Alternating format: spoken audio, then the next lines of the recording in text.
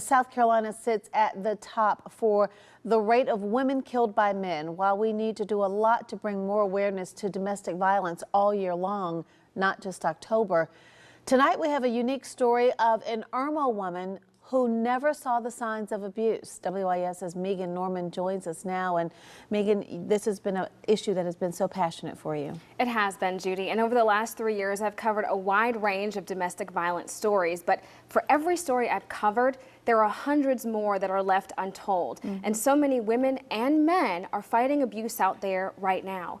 The woman I spoke with is still on the journey to recovery 2 years after the attack.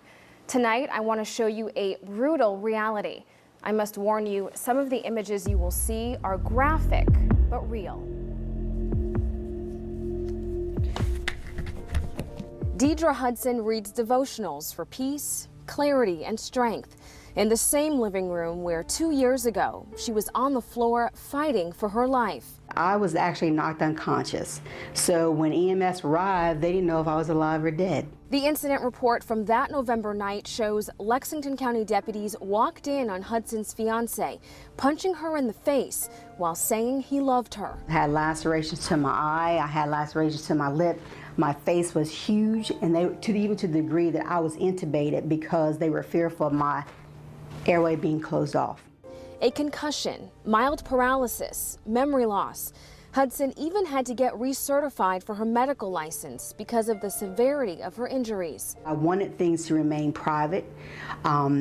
Here I am, a professional. I counsel people about this all the time. She recognized the domestic violence signs in others, but unlike so many women, Hudson says she never saw it coming because there was no prior abuse. I was totally surprised, did not believe that this was that type of person. Former NFL player and then Canadian League player Ventrell Jenkins was charged with criminal domestic violence of a high and aggravated nature. Had you witnessed any signs of violence or emotional abuse or anything Never. that prepared you for what was about to happen? Never, never.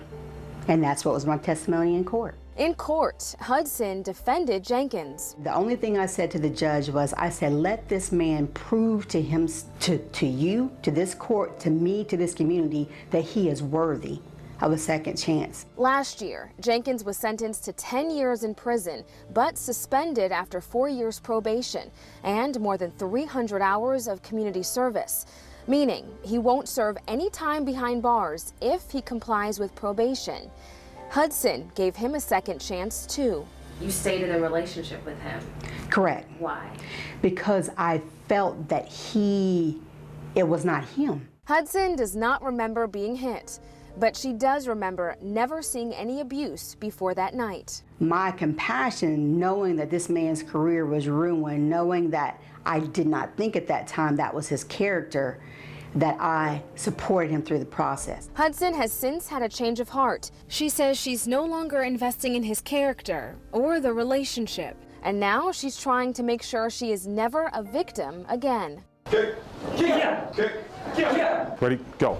Good. Hudson takes classes at the Red Dragon Kung Fu Studio in Columbia. Dean Durham is an instructor. This isn't a tournament-based type of martial arts. This is one of the martial arts where we utilize it as a last resource because it's extremely effective and it's extremely brutal.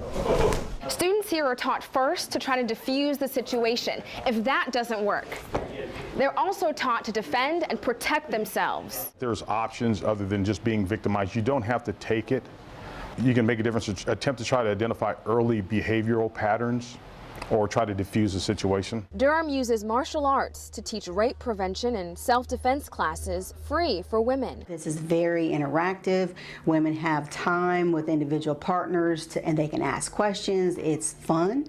In addition to, you're learning a skill that can help protect your life. It's been a noticeable part of Hudson's recovery. Her head's back up, so you can see the confidence level. I knew I could do something physical that would empower me, that I could take total control myself. Now, part of Hudson's recovery and taking control has been sharing her story with other women and showing them that they too can get help. And Judy, I should add, Hudson has also beaten breast cancer. You saw her breast cancer tattoo. I did see that. So she really is a true definition of a survivor. What about her attacker? I know that you did reach out to see if he had any comment on this story. He did not want to respond directly to the story, but he did tell me that he too is trying to move on with his life while dealing with the consequences. But the story really isn't about him. Right. Deidre Hudson had reconstructive surgery, months of therapy, and she's still recovering, but she's also overcoming, and other women can overcome too. Well, I applaud her for facing this the way that she has, tackling her recovery, and also speaking out so courageously. Right. She didn't ask to hide her identity. She didn't shy away from anything that had happened, and looking back at how she viewed things and the lessons that she's learned. And But so that it took is time. it does, but it will be a blessing to somebody else who is watching tonight. And a lot of resources are available if you know anybody out there who is dealing with domestic violence, as you mentioned, man or woman. Right, and if you want to take the self-defense classes, we have all that contact information on our website. Big props to Dean and the guys. They're doing a great job Yes. too. All right, thank you, Megan. Sure.